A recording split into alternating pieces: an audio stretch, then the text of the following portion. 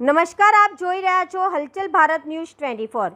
સુરત જિલ્લાના મહુવામાં દેશભક્તિનો રંગ જામ્યો। તારીખ 13 ઓગસ્ટ 2026 ગુરુવારે હર ઘર તિરંગા રેલીનું ભવ્ય આયોજન કરવામાં આવ્યું।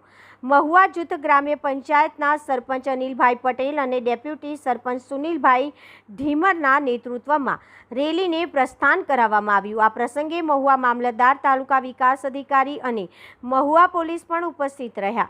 રેલીનું ખાસ આકર્ષણ રહ્યા 170 વિધાનસભાના લોકલાડીલા ધારાસભ્ય મોહનભાઈ ધોળિયા।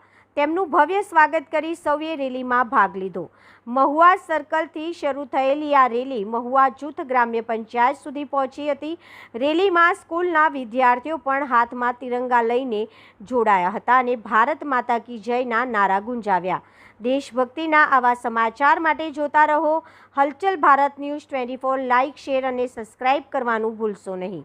નમસ્કાર, ધન્યવાદ।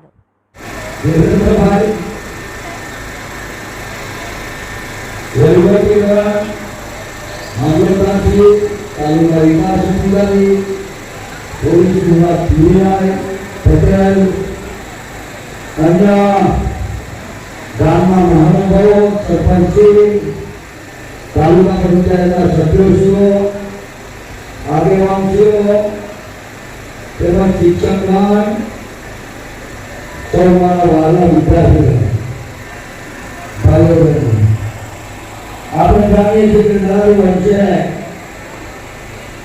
આપણે બે પર્વો ઉજવીએ છીએ।